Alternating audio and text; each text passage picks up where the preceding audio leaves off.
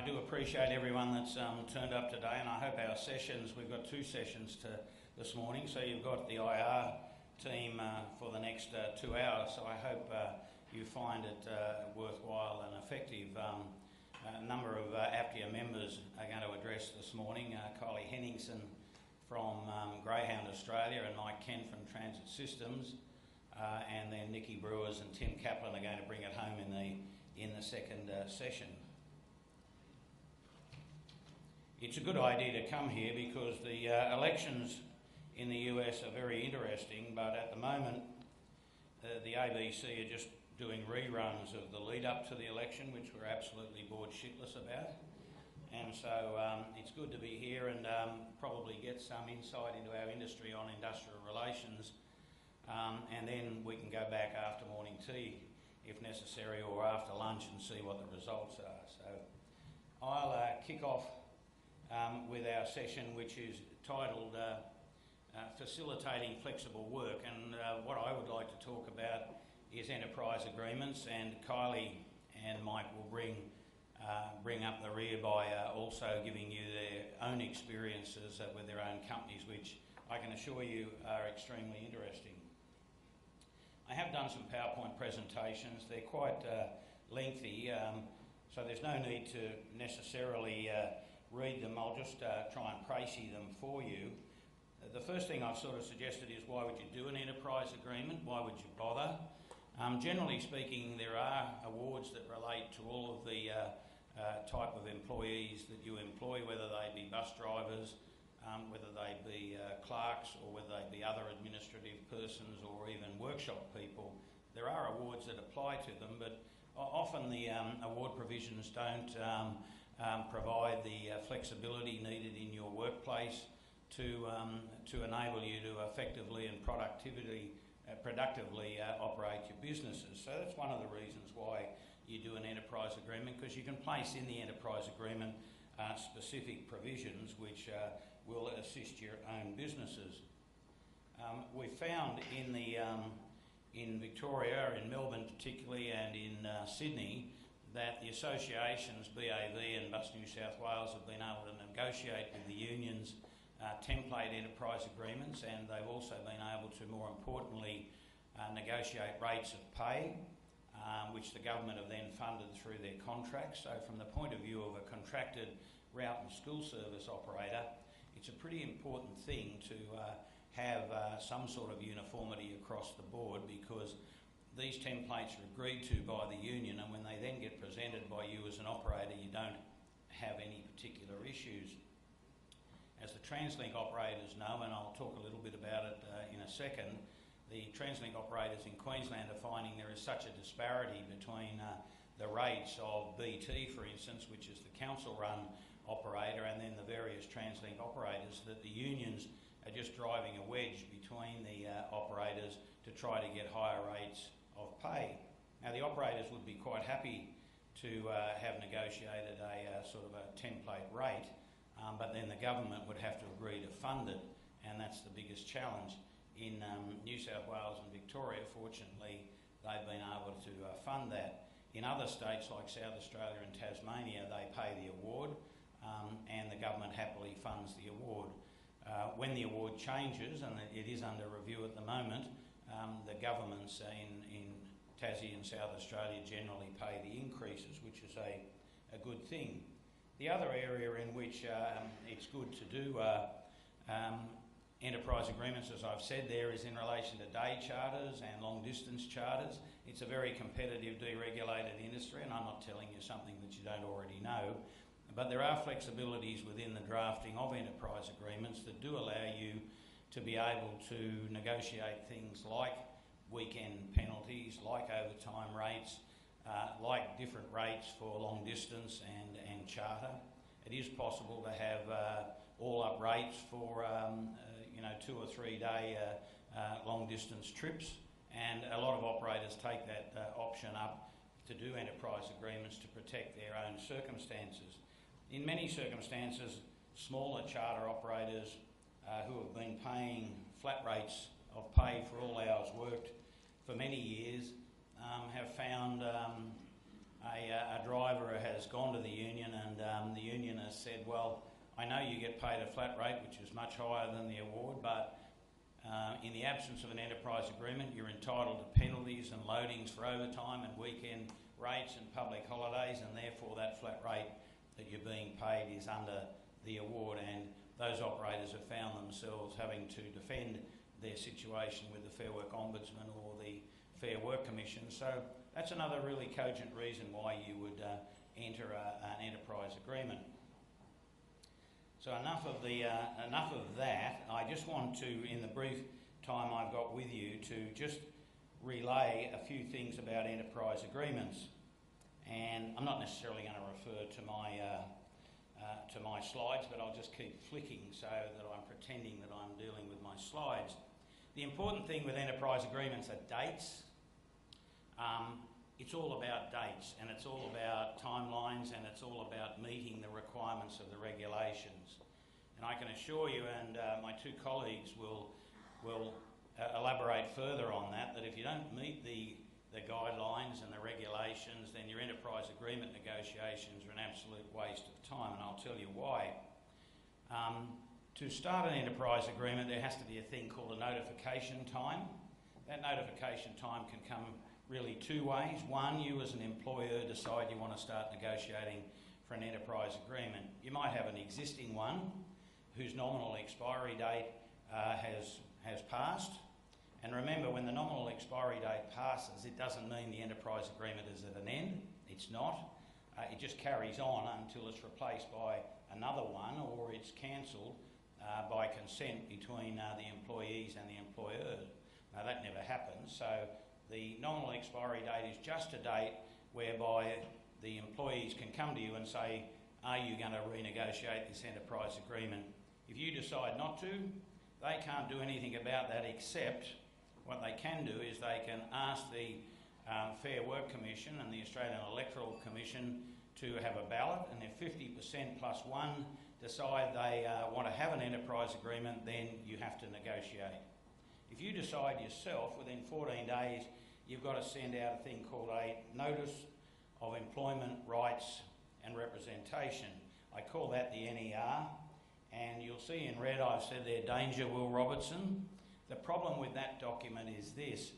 That document is a document issued by the Fair Work Commission, and the Fair Work Commission is limited to the provisions of the Fair Work Act, which says that NER has to be the template model or else. So many of us, including some of my members, sadly, and it's embarrassing, have had their enterprise that I've represented, that's why it's embarrassing to me, have had their enterprise agreements rejected, not even considered, because the notice of employment rights has been incorrect.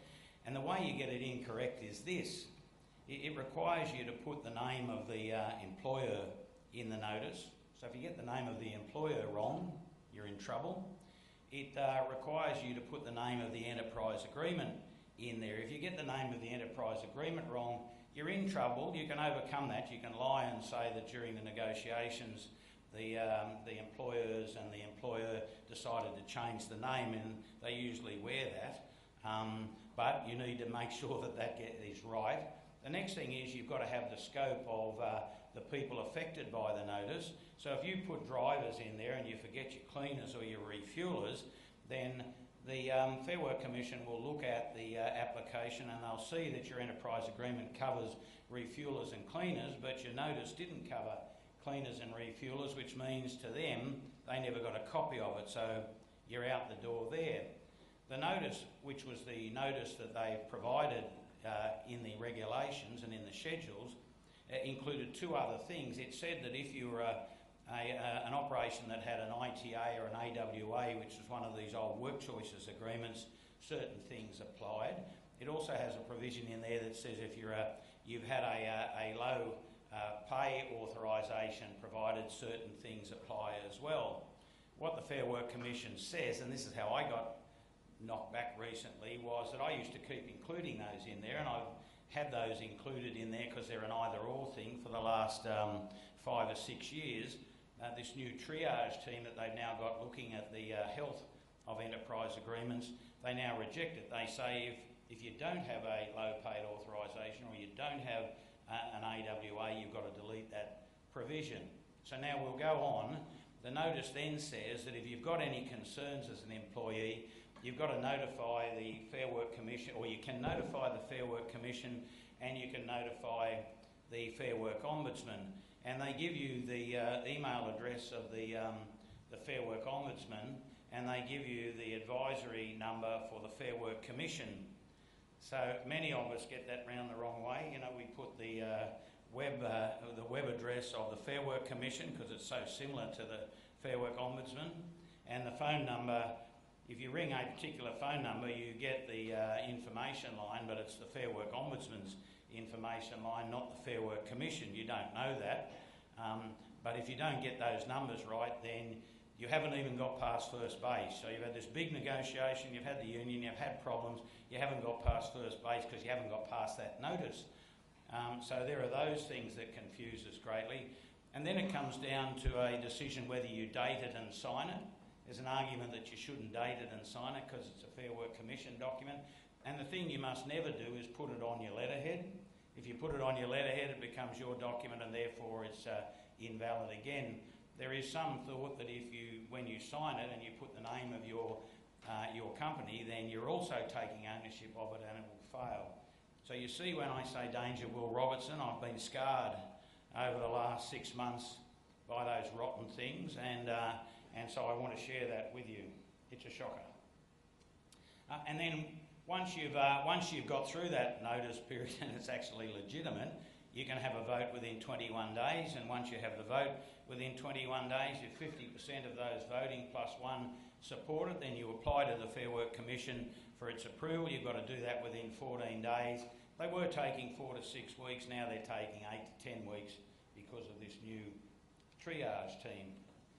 I'm going to gloss through these because my colleagues will be more interesting than me. One of the things that's important in the negotiations, though, is fair bargaining. It's a bit like the consultation process.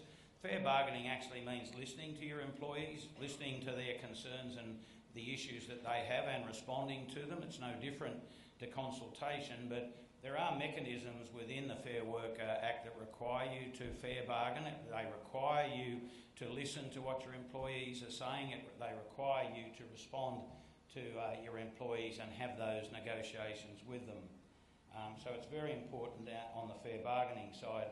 Just with wages, and I was talking about it just briefly when I was telling you, you'll see the hourly rates. For instance, in New South Wales, sort of the top rate for a route driver is $25.72 an hour. In Victoria, it's $25.60. Tassie, South Australia and Western Australia primarily have the award rate, which is $21.41, so you can see the disparity.